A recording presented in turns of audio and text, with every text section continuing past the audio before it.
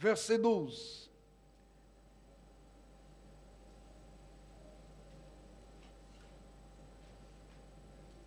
Nous lisons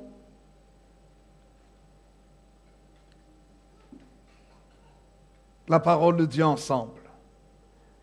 Lisons tous ensemble, je vous prie. Lisons. Jésus leur parla de nouveau et dit, « Je suis la lumière du monde. Celui qui me suit ne marchera pas dans les ténèbres, mais il aura la lumière de la vie. » Amen. Est-ce qu'on peut ensemble se lever pour la lecture de la parole de Dieu, la proclamation de la parole de Dieu, de ce texte, de ce verset? Ensemble, nous levons et nous déclarons, ensemble, nous lisons tous. Jésus leur parla de nouveau et dit, « Je suis la lumière du monde. Celui qui me suit ne marchera pas dans les ténèbres, mais il aura la lumière de la vie. » Amen. Je vous prie de bien vouloir vous asseoir.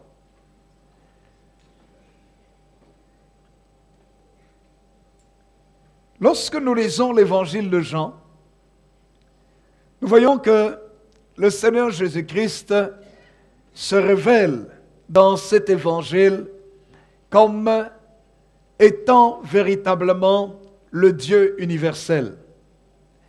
Le Dieu qui se présente à toute l'humanité entière. Mais aussi, dès son introduction dans l'évangile de Jean, nous voyons la proclamation de Jean comme en train de mettre une identité, une même identité entre le Père, le Créateur du ciel et de la terre, et Jésus-Christ. Et c'est pour ça que, dès le commencement, il parle de la parole. Il dit au commencement était la parole, et la parole était avec Dieu, et la parole était Dieu. Il dit, elle était au commencement avec Dieu. Tout ce qui a été fait par elle, et rien de ce qui a été fait n'a été fait sans elle. Ça, c'est les 3 premiers versets. Et puis, le verset 4, il dit, en elle, dans cette parole, était la vie. Et cette vie était la lumière des hommes. Et nous savons très bien, frères et sœurs, que dans la compréhension de Jean concernant la lumière, ce n'est pas ces néons que nous avons ici. Mais la lumière, dans la compréhension de Jean et dans le contexte de Jean, ils n'avaient pas d'électricité à l'époque. Pour eux, la lumière était symbolisée, pas seulement symbolisée, était perçue d'abord par la lumière du soleil. La lumière que le soleil donne. Et nous savons que le soleil est une boule de feu. C'est du feu. Pour eux aussi, la lumière était représentée par le feu qu'ils allumaient pour éclairer leur maison, les lampes à huile qu'ils avaient. Et ce feu était utile pour éclairer leur maison.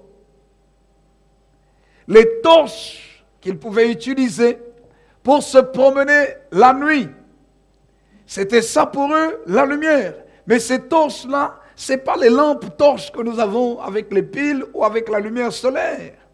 Mais c'était des morceaux de bois sur lesquels il y avait un chiffon, sur lequel était imbibé un combustible. Ça pouvait être de l'huile. En général, c'était de l'huile que l'on mettait.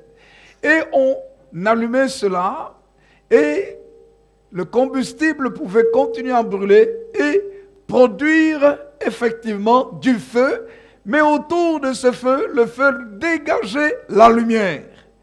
Donc, dans la compréhension de Jean concernant le feu, la lumière ici est représentée dans son esprit par le feu que nous connaissons. Ainsi, nous pouvons dire que cette lumière représentée par Dieu ici, quand Jean parle d'elle, il dit cette lumière était la lumière des hommes Et dans la symbolique biblique, dans la pensée biblique ici, nous voyons que c'était le feu que nous connaissons, le feu littéral. Et il dit, cette lumière était la lumière des hommes. Et quand Jésus parle dans le texte que nous venons de lire, il dit, je suis la lumière du monde. J'aime cette affirmation de Jésus, parce que quand il dit, je suis, il y a 7 je suis dans l'évangile de Jean. Il y a 7 je suis qui déclarent la divinité de Jésus-Christ.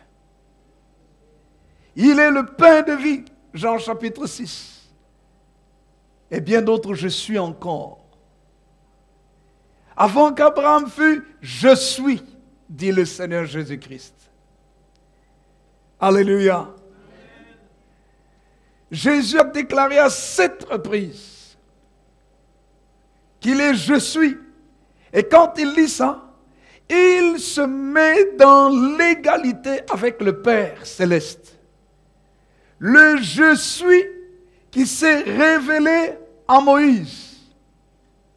Dans Exode au chapitre 3, le verset 14, Dieu dit à Moïse, Moïse qui dit, mais le peuple va demander qui est ce Dieu-là qui m'envoie? Qu'est-ce que je vais répondre au peuple? Dieu dit à Moïse, je suis celui qui suis. Exode chapitre 3, verset 14. C'est le même je suis. En fait, il dit ici, je suis Yahweh, Y-H-W-H, imprononçable. Je suis Yahweh, où on a pour prononcer, on a rajouté des voyelles.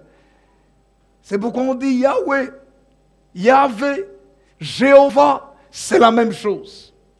Mais la traduction la plus fidèle, ce serait plus Yahweh que Jéhovah.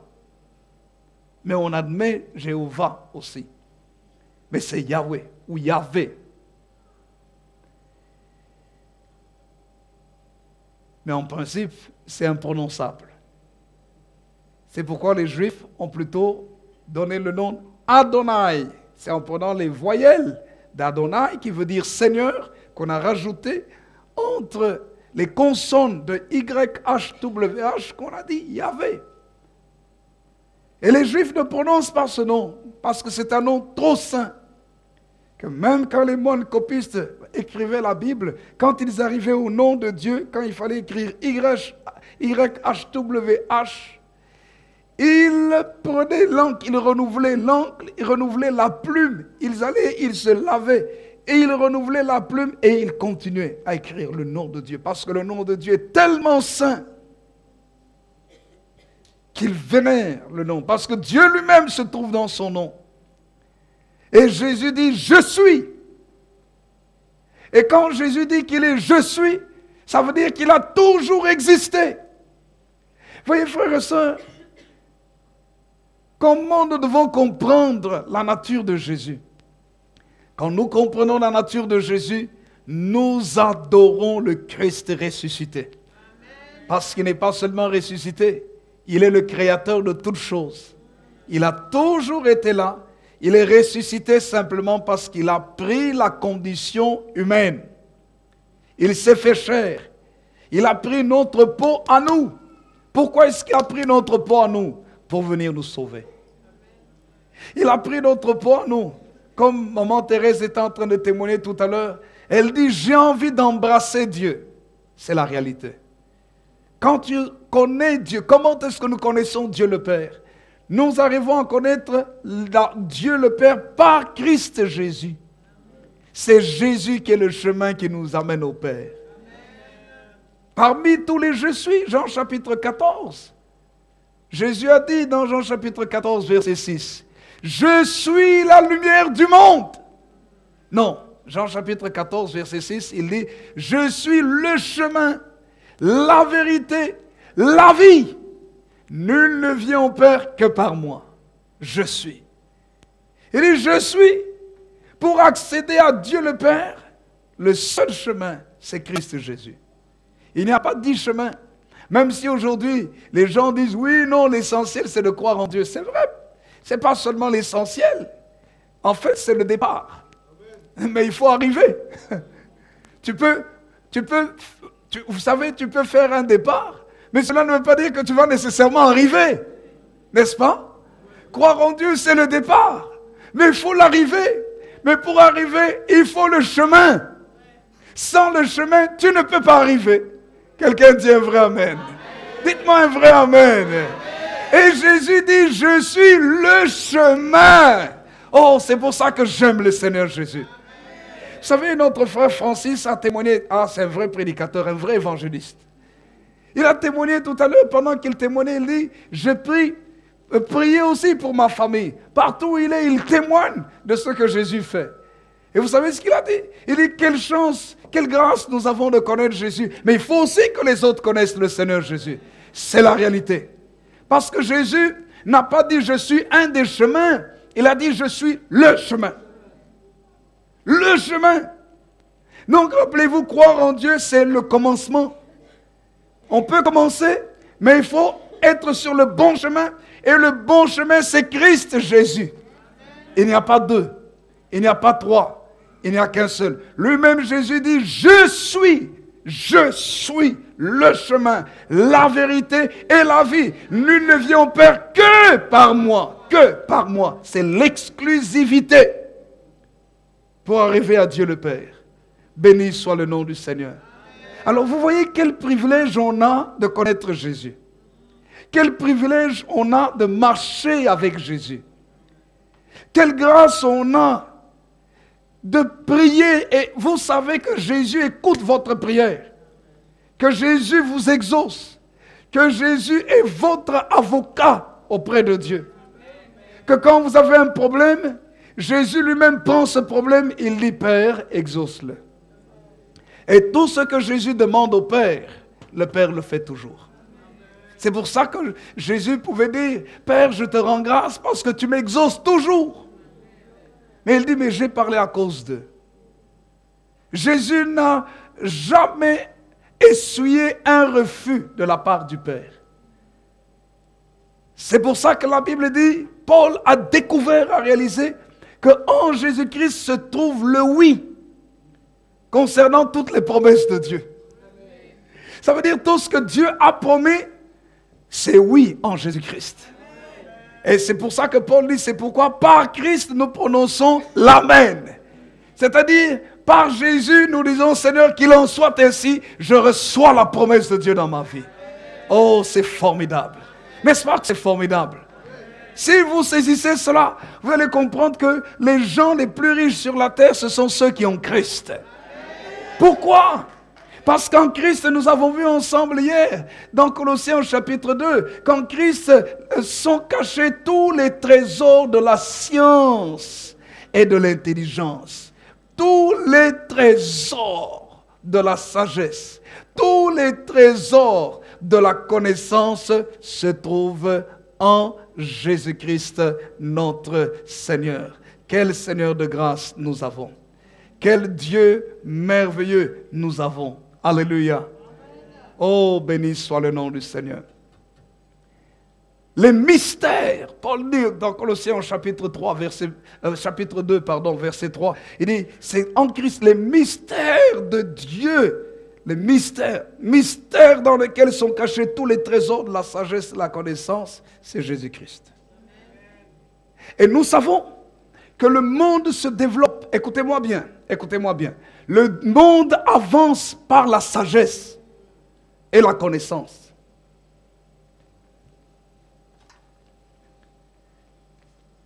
J'ai une Bible ici. Ça, c'est ma Bible. C'est ma Bible. Je crois que je dois voir ici, peut-être au moins, ici.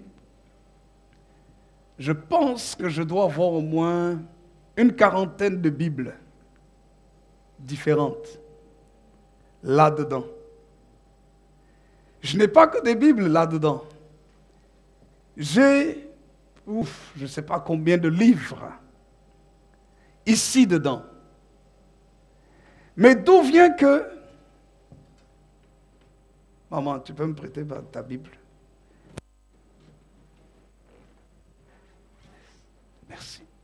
D'où vient que la Bible, papier,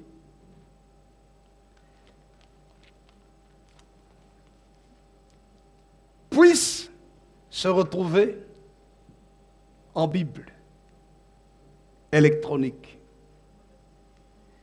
D'où vient que je puisse être capable de me promener avec toute une bibliothèque sur moi et ça me pèse à peine quelques grammes? Ici, les livres que j'ai ici, en termes de poids, sont plus légers que cette Bible, ce seul livre que j'ai ici, la Bible que j'ai ici. Si je devais prendre les livres que j'ai ici, je ne pense pas que je saurais les soulever tout seul. Tellement il y en a. D'où est-ce que cela vient? Merci. D'où est-ce que cela vient? D'où? La sagesse, l'intelligence, la connaissance. C'est un jour des personnes qui ont étudié qui disent mais c'est pas possible. Et moi ça me fascine. Comment est-ce que des hommes peuvent arriver à trouver comment un liquide, parce qu'en fait ici c'est ce qu'on appelle le cristal liquide. Comment est-ce que le liquide peut reproduire des caractères? Non seulement ça, mais à partir de cette Bible ici, je sais faire des opérations bancaires, je sais chercher des informations dans le monde entier, en me branchant sur Internet, sans un fil, je sais à partir de ce que j'ai ici, cet outil que j'ai dans la main, je sais téléphoner, je sais avec cet outil avoir de la musique, je peux avoir une discographie, discographie, pas discothèque. Discothèque, c'est là où on met la musique pour danser. Discographie, c'est là où vous avez votre collection de disques. Je peux en avoir ici, je ne sais pas quelle quantité de musique j'ai. Je peux avoir ici, rien que dans cet appareil ici, des milliers de photos. Des milliers de photos dans cet appareil. Que si je devais les avoir en papier, ce serait énorme. Mais d'où vient cela? La lumière, c'est la connaissance et l'intelligence. C'est de là que ça vient.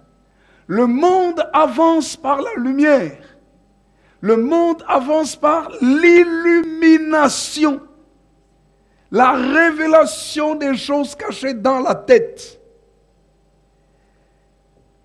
Là où on ne travaille pas son intelligence, on n'avance pas. On est dans les ténèbres. C'est pour ça que l'apôtre Paul a écrit, en Christ sont cachés, c'est en Christ se trouvent tous les mystères. Le mystère, savoir Christ, mystère dans lequel sont cachés tous les trésors. Écoutez, c'est écrit tous les trésors de la sagesse et de la connaissance. La connaissance, un autre mot de la connaissance ici, la connaissance est traduite par la science. La science. Donc nous voyons qu'en Christ se trouvent les mathématiques. En Christ se trouve la biologie, l'astronomie, l'astrophysique et tout ce que vous voulez. Pour quelle raison? Parce qu'il est le créateur de toutes choses.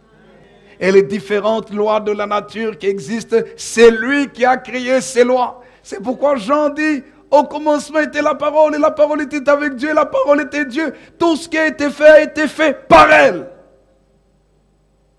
Et au verset 14, Jean dit, la parole a été faite chair. Et nous avons contemplé sa gloire, la gloire comme la gloire du Fils unique venu du Père.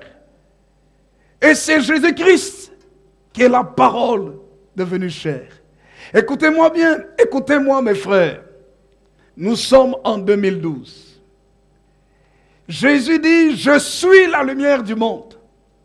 Ça veut dire que si tu marches avec Jésus en 2012, tu ne peux pas échouer dans ta vie.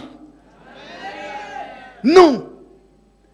Écoutez-moi, ce serait même criminel d'avoir Jésus et d'échouer dans sa vie. Pour quelle raison? Parce qu'il est la lumière.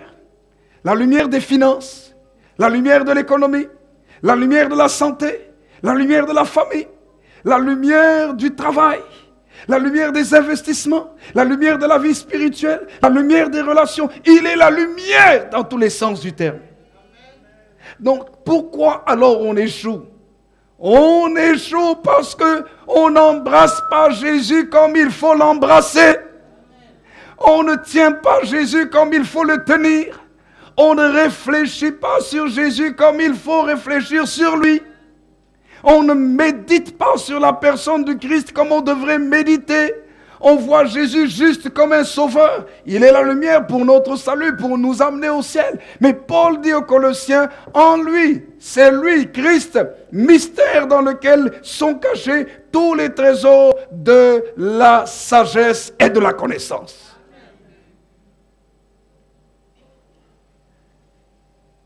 Un des hommes les plus riches qui ait jamais existé, Salomon, a dit dans le livre de Proverbes, lorsque vous rencontrez Jésus et que vous embrassez la sagesse d'ailleurs, il dit dans Proverbes chapitre 8 que Jésus est la personnification de la sagesse. Et quand vous avez le Christ et vous avez la sagesse, il est écrit dans sa main droite est une longue vie. Ça veut dire vous saurez comment vivre. Si le diable vous attaque, vous aurez aussi la connaissance spirituelle pour connaître quel est le type de démon qui vous attaque, mais aussi vous connaîtrez les armes spirituelles qu'il faut utiliser contre les démons pour les vaincre. Le proverbe dit, en lui, dans cette sagesse, il y a dans la main droite une longue vie. Et nous avons vu au réveillon qu'il faut faire quoi? Il faut que tu vives pour voir la gloire de Dieu. Quelqu'un dit un vrai amen. Tu dois vivre pour voir la gloire de Dieu. Mais écoutez-moi bien. Non seulement cela, mais dans sa gauche, nous disent les Saintes Écritures, est la richesse et la gloire.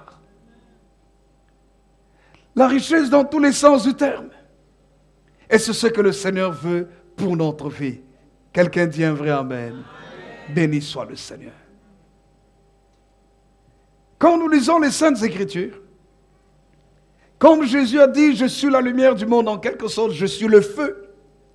Nous allons réaliser dans la Bible que la plupart des hommes et des femmes qui ont expérimenté la puissance de Dieu, qui ont bouleversé leur environnement, qui ont expérimenté la bénédiction dans leur vie, dans leur famille, ont eu un contact avec le feu du ciel, le feu de Dieu. Abraham, il avait 75 ans, 75 ans quand Dieu l'appelle. Et vous savez, Dieu dit à Abraham, Abraham, quitte ton pays, ta patrie. Genèse chapitre 12, verset 1er, jusqu'au verset 3.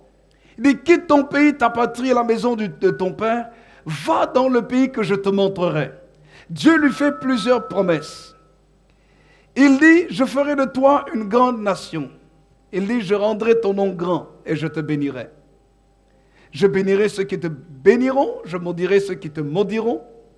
Toutes les familles de la terre seront bénies en ta postérité. Abraham se lève et il s'en va. Il obéit à la parole de Dieu. Quand, dans Genèse au chapitre 13 maintenant, d'abord nous voyons Genèse chapitre 12, il rencontre la famine. Et au travers de la famine, Dieu permet qu'il soit béni, il reçoit des grandes richesses de Pharaon. Il est riche, parce que quand nous lisons Genèse chapitre 13, nous voyons qu'Abraham était très riche en or, en troupeaux, en argent, en serviteur. Il était un homme fort riche, disent les Saintes Écritures. Mais vous savez bien, quand vous lisez dans la parole de Dieu, Abraham n'avait pas encore la vraie richesse tant que la révélation par le feu n'était pas arrivée dans sa vie. Et puis nous arrivons dans Genèse au chapitre 14.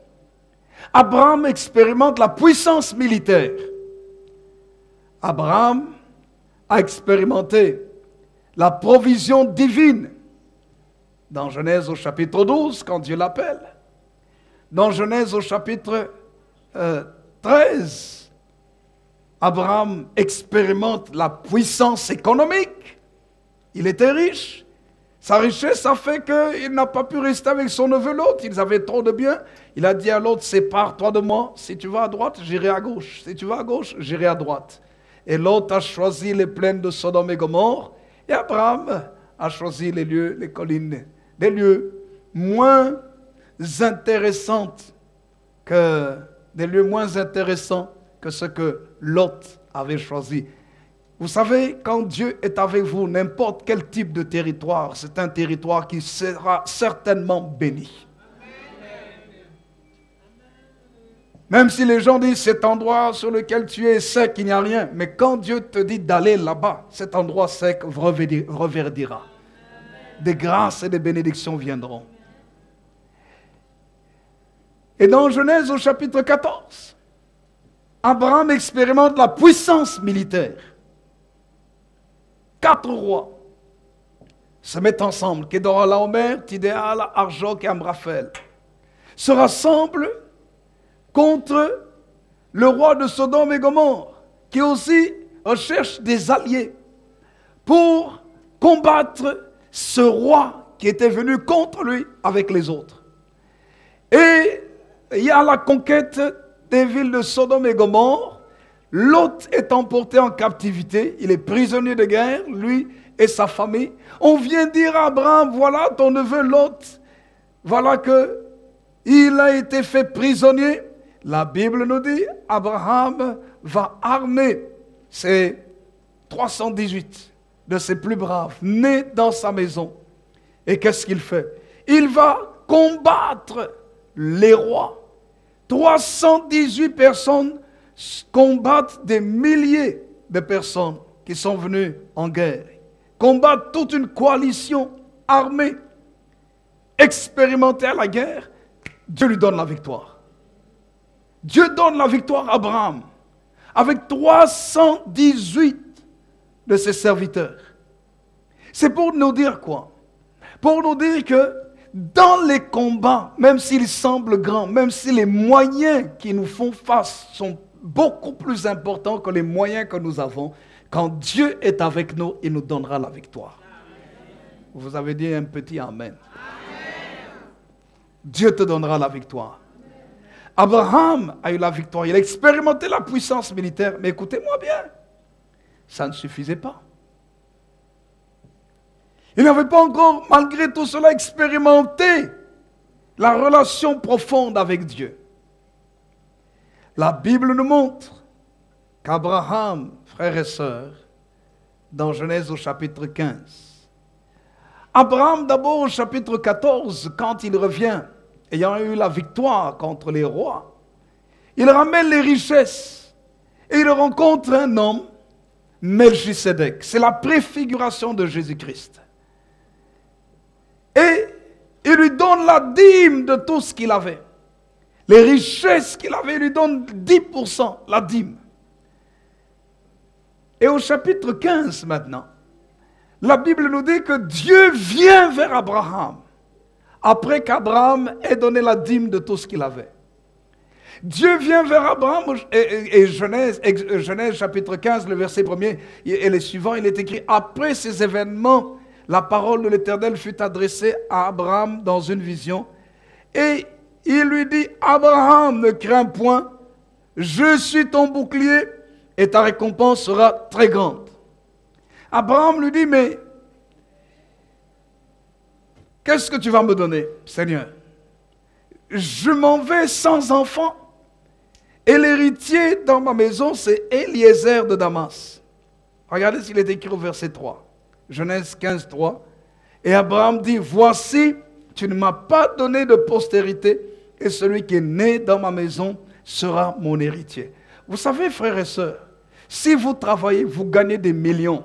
Si ces millions-là doivent servir à d'autres personnes qu'à votre propre famille, quelque part, vous êtes un peu malheureux. C'est comme si vous n'êtes pas arrivé à faire ce qu'il fallait faire. Et nous voyons, Abraham dit, je n'ai pas d'enfant. L'air de dire, à qui est-ce que je vais laisser toutes ces richesses? Toutes ces richesses que tu m'as données. J'ai besoin de laisser un enfant. Et celui qui va être mon enfant, celui qui va hériter de tout, c'est celui qui est né dans ma maison, un de mes serviteurs que j'aime beaucoup, Eliezer. Et le Seigneur Dieu lui dit, non, ce ne sera pas lui, tu auras un fils. Mais vous savez, c'était un miracle qui devait se produire pour qu'Abraham ait un fils. Écoutez-moi bien, c'est là maintenant nous entrons dans la révélation par le feu. Et dans le fait que cette révélation est scellée, la Bible dit, Dieu parle à Abraham, il dit, va à l'extérieur, compte les étoiles si tu peux les compter. Et Abraham commence à regarder les étoiles, et bien sûr, il ne sait pas toutes les compter. Dieu lui dit, telle sera ta postérité, voilà le nombre d'enfants que tu auras. Le verset 6 de Genèse 15 nous dit, Abraham eut confiance en Dieu, qui le lui imputa à justice. Ça veut dire, Dieu a déclaré à ce moment-là Abraham juste. C'est-à-dire que maintenant, Abraham pouvait recevoir des choses plus importantes que les richesses qu'il avait eues, que la victoire militaire, que la puissance économique, et tout ce qu'il avait eu, la puissance, le territoire. Abraham pouvait connaître quelque chose de plus important.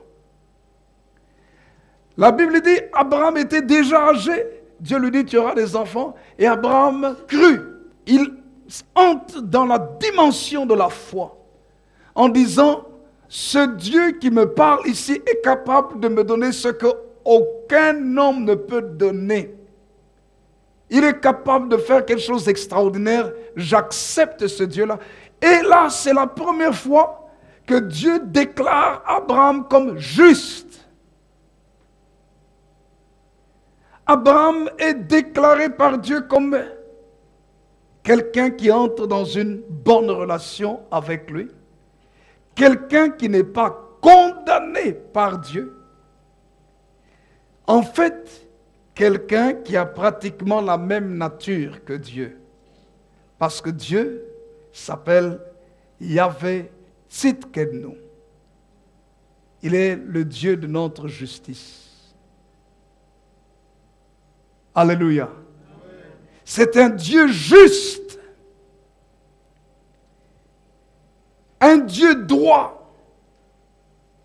Abraham entre dans cette relation avec Dieu. Et c'est à ce moment-là que maintenant Dieu parle. Parce qu'Abraham pose la question, comment connaîtrai-je? Regardez ce qu'il est écrit au verset 8. Genèse 15, 8. Abraham répondit, Seigneur éternel, à quoi connaîtrai-je que je le posséderai? Je posséderai le territoire. Dieu maintenant mène Abraham dans une autre dimension. Il lui dit, Abraham, prends des animaux. Tu vas prendre une génisse de 3 ans, une chèvre de 3 ans, un bélier de 3 ans, une tourterelle et une jeune colombe. Cela est écrit au verset 9. Tu vas couper les animaux au milieu, tu vas mettre les morceaux l'un vis-à-vis de l'autre, mais tu ne vas pas partager, tu ne vas pas couper les oiseaux en deux. La Bible nous dit, au coucher du soleil,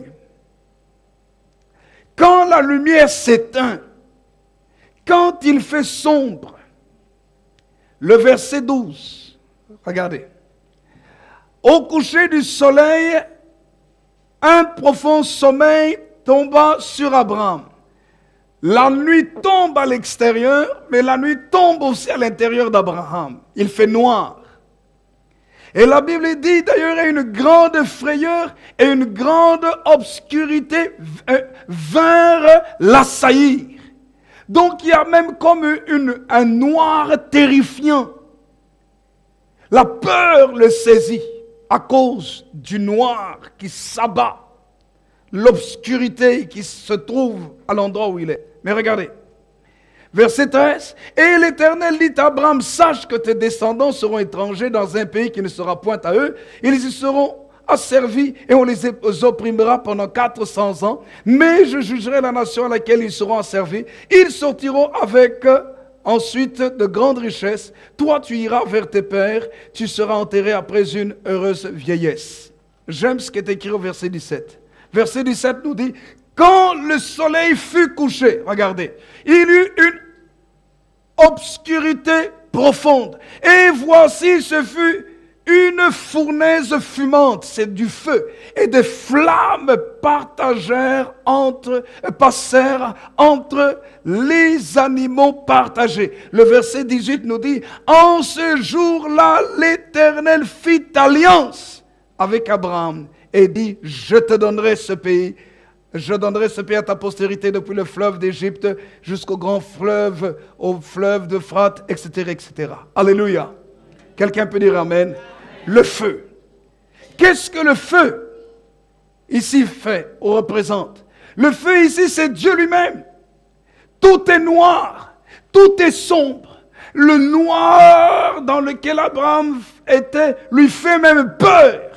Mais dans ce noir-là, Dieu vient illuminer les ténèbres.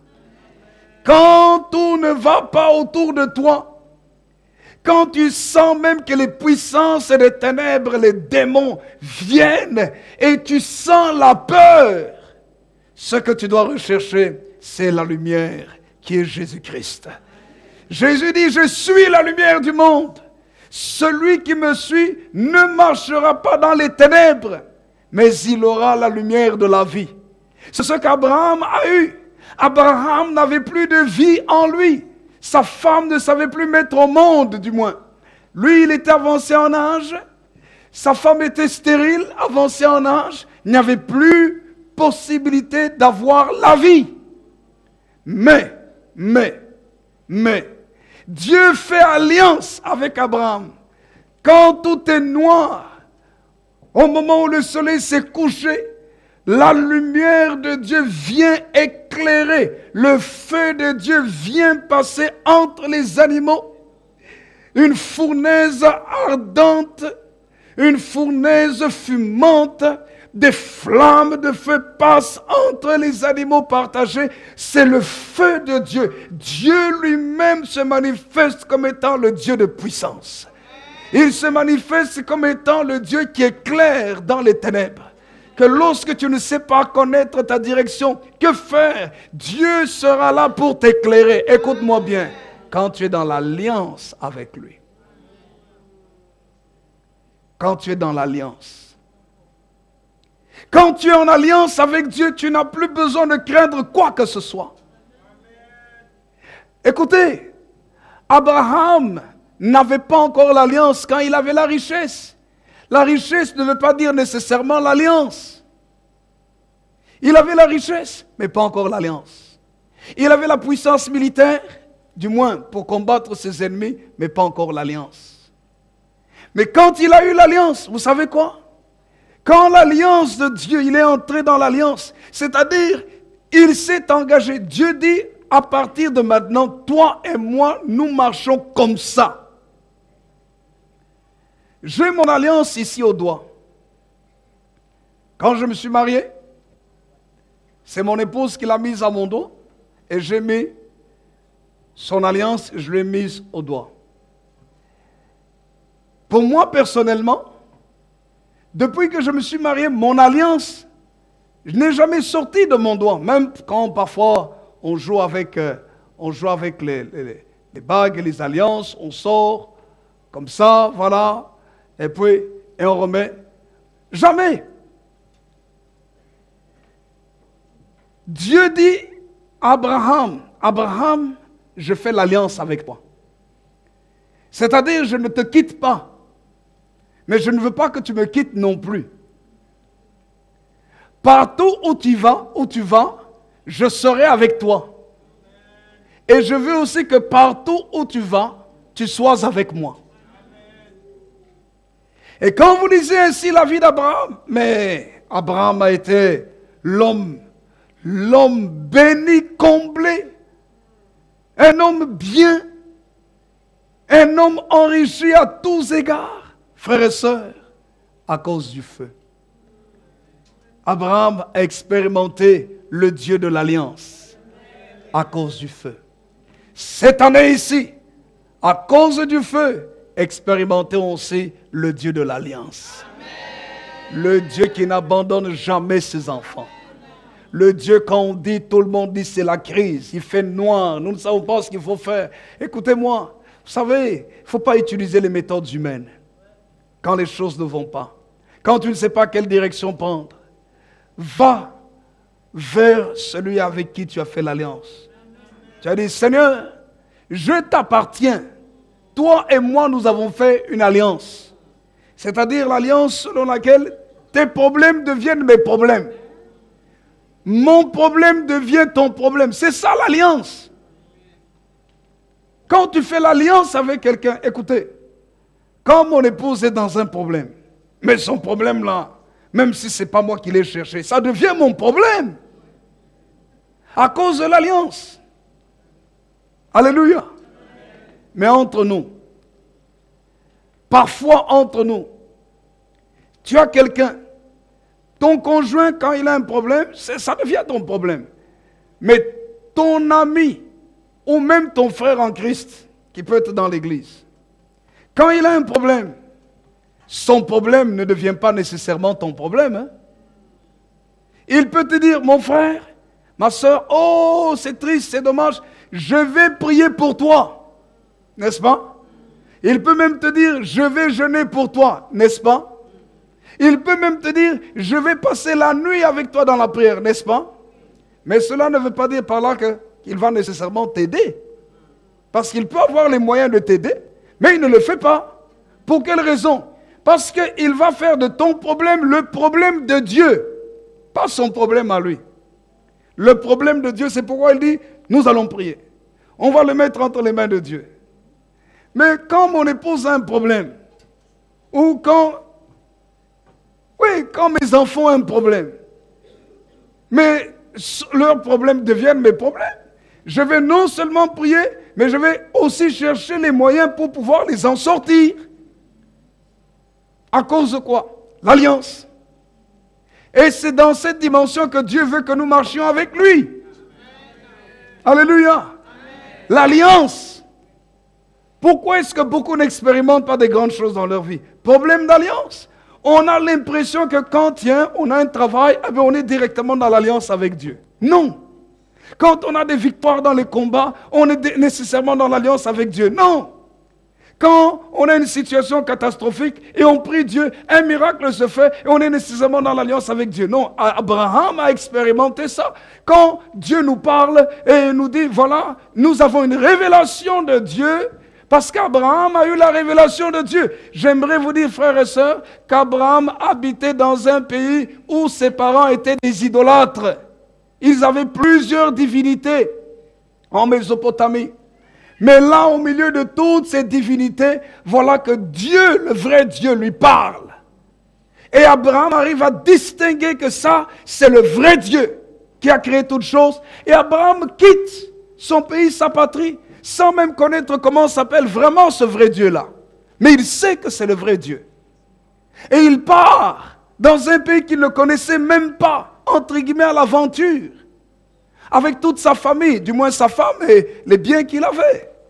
Et vous voyez, frères et sœurs, Abraham a expérimenté que ce vrai Dieu-là, même s'il pourvoit, même s'il parle, même s'il te donne certaines victoires, tu n'es pas nécessairement dans l'alliance avec lui. Il faut le feu. L'alliance par le feu. Qu'est-ce que le feu fait? Le feu marque. Et c'est pour ça, je vais directement à mes derniers points ici. J'avais plusieurs points parce qu'il faut qu'on termine, on termine le culte.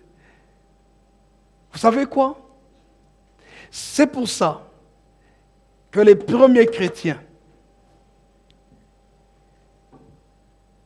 ne pouvaient faire des exploits que lorsque le feu est descendu. Ils ont marché avec Jésus. Ils ont mangé avec Jésus.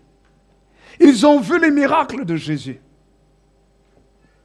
Mais tant que le cachet de l'alliance n'était pas marqué sur eux, leur vie était faible. La Bible nous dit que le jour de la Sainte Seine,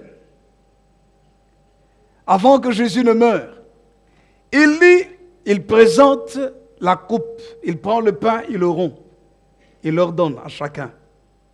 Il prend la coupe, et il dit, cette coupe est la nouvelle alliance en mon sang, buvez-en tous. Car chaque fois que vous mangez de ce pain et que vous buvez la coupe, vous annoncez la mort du Seigneur jusqu'à ce qu'il revienne. Mais écoutez-moi bien, Jésus les introduit dans l'alliance. Mais il fallait maintenant que l'alliance soit scellée par le feu. Tant que le feu de l'alliance n'était pas tombé sur les disciples, que le feu n'était pas venu dans la vie des disciples, ils étaient faibles. Ils n'avaient pas de force. C'est pour ça que, pourtant, Jésus vient de faire la Sainte Seine. Et on vient, on arrête Jésus. Pierre, courageux à ce moment-là, mais ce n'est pas le courage que le feu lui donne. Mais c'est le courage naturel. Pierre sort son épée et il coupe l'oreille du garde, du sacrificateur. Il coupe l'oreille de Malchus, le serviteur du sacrificateur. Et Jésus prend l'oreille et guérit l'oreille du sacrificateur, de Malchus, le serviteur. Et il dit à Pierre, remets ton épée dans le fourreau, car celui qui tue par l'épée périra par l'épée. Et vous savez ce qui se passe après? Après cela, Pierre n'a plus de force, n'a plus de courage.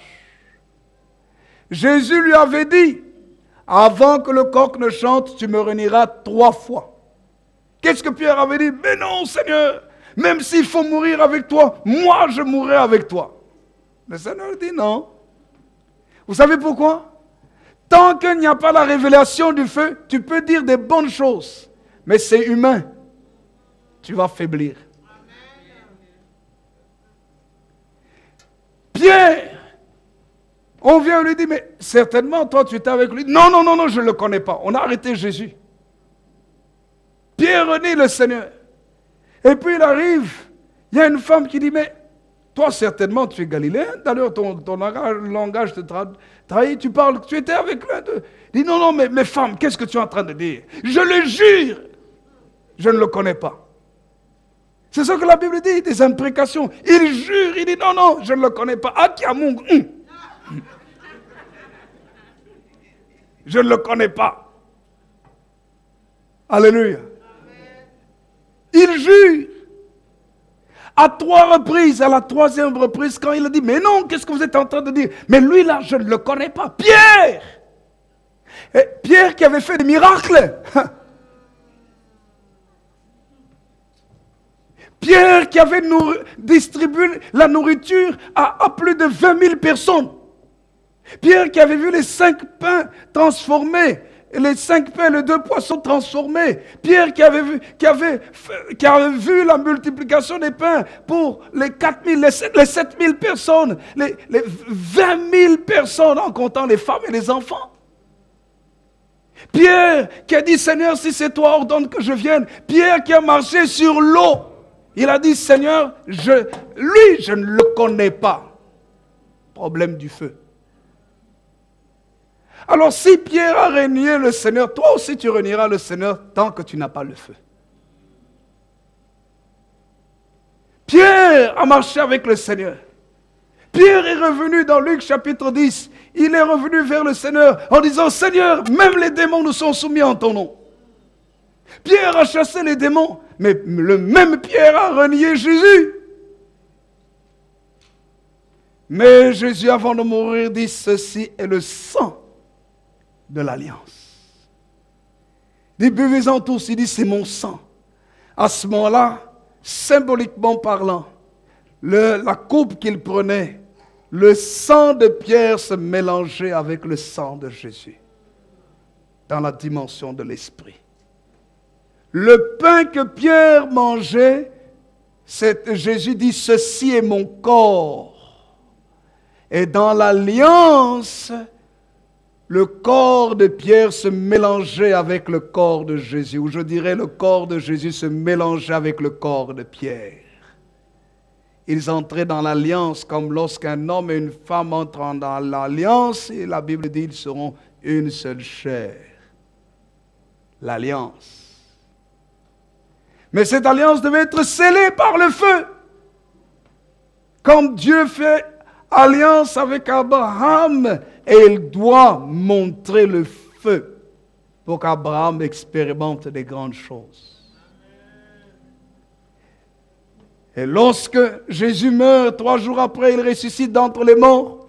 Il reste pendant 40 jours avec les disciples sur la terre. Et puis, il leur dit, Actes des Apôtres, chapitre 1, verset 8, il dit, mais vous recevrez une puissance, le Saint-Esprit survenant sur vous. Et vous serez mes témoins. À Jérusalem, dans toute la Judée, dans la Samarie, jusqu'aux extrémités de la terre. Et les disciples restent à la chambre haute. Actes des Apôtres, chapitre 1er et chapitre 2. Ils restent dans la chambre haute et ils sont en train de prier, d'adorer le Seigneur. Écoutez-moi bien, le feu vient dans la prière. Le feu vient quand tu recherches l'intimité avec Dieu. Abraham était seul avec Dieu. L'obscurité est arrivée, mais le feu est venu aussi. Et vous savez quoi? Le jour de la Pentecôte, la Bible dit pendant qu'ils étaient en train de prier, le feu de Dieu est descendu du ciel, le Saint-Esprit.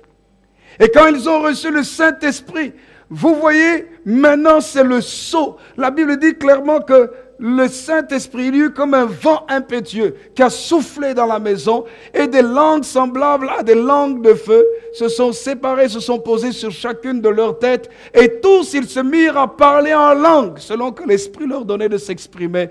Tous furent remplis du Saint-Esprit. Dès ce jour, l'alliance de feu, la révélation de Dieu est entrée dans la vie de Pierre. Et je termine par ce passage ici.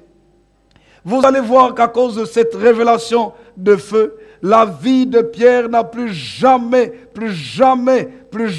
écoutez-moi frère, plus jamais été la même. Le même Pierre qui avait renié le Seigneur Jésus-Christ, un jour on vient, on l'arrête et on leur interdit de prêcher au nom de Jésus, mais le feu de l'Esprit est dans Pierre.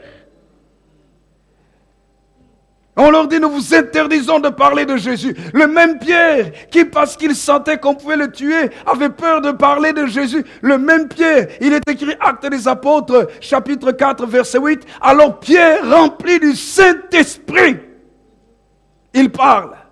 Et puis au verset 12, il dit, il n'y a de salut en aucun autre, car il n'y a sous le ciel aucun autre nom qui a été donné parmi les hommes par lequel nous devions être sauvés. C'est seulement le nom de Jésus-Christ. Le verset 18 nous dit, et les ayant appelés, ils leur défendirent absolument de parler et d'enseigner au nom de Jésus avec des menaces. Parce qu'il est écrit avec menace au verset 17. Pierre et Jean, verset 19, leur répondirent, jugez s'il est juste devant Dieu de vous obéir plutôt qu'à Dieu. Verset 20, Pierre dit, acte 4, 20, Pierre dit, car nous ne pouvons pas ne pas parler de ce que nous avons vu et nous avons entendu. Depuis ce jour-là, la vie de Pierre n'a plus jamais été la même. C'est pourquoi il pouvait faire des choses extraordinaires. Et il pouvait même, quand il écrit son épître de Pierre, il pouvait être dans la fournaise, dans les temps difficiles. Et il pouvait dire que il faut comprendre que ces temps difficiles, c'est un sujet de gloire. Il n'avait plus peur des temps difficiles parce qu'il était marqué par l'alliance du feu. Le sceau du Saint-Esprit, le cachet de Dieu était marqué dans sa chair, dans son corps, dans son âme, dans son esprit. L'alliance de Dieu est avec lui. Vous pouviez le couper en morceaux. D'ailleurs, certains pensent que Pierre a été comment? Crucifié. Comment? À l'envers, selon la tradition. Est-ce qu'il a renié le Seigneur? Non, jusqu'au bout. L'alliance par le feu. Quand la révélation du feu de Dieu vient dans la vie de quelqu'un, il n'a plus peur de quoi que ce soit. Pourquoi? Parce qu'il sait que le Créateur de l'univers marche avec lui. Il est dans l'alliance. Quand je peux être avec mon épouse, je peux faire une course. Elle sait que je suis là. Ah, elle ne craint pas. Si on lui fait des problèmes, qu'est-ce qu'elle va dire? Elle va appeler son mari. Parce qu'elle sait qu'il est là. À cause de l'alliance. Quand tu es dans l'alliance avec le Seigneur, tu marches avec lui. Tu reçois un cachet. C'est ce que Paul dit. Nous avons été scellés du sceau du Saint-Esprit. Écoutez-moi. Écoutez-moi et je vais terminer. Lorsque nous lisons les scellés, le sceau dans l'histoire d'abord d'un esclave, c'est qu'il y avait soit un poinçon, on trouait l'oreille à l'esclave, on lui mettait une marque de reconnaissance de son maître. Il y avait aussi un tatouage que l'on mettait à l'esclave. Écoutez-moi bien, mais il y avait aussi le feu que l'on brûlait et dont on imprimait la marque sur l'esclave. Partout où il allait, cette marque était sur lui. Dieu, par le Saint-Esprit, nous marque par le feu. Pour qu'on reconnaisse que nous sommes ses enfants. Marchons dans la révélation par le feu. Et avec Dieu, nous ferons des exploits. Que le Seigneur bénisse sa parole. Qu'il nous bénisse encore tous. Amen, amen. Quelqu'un a été béni.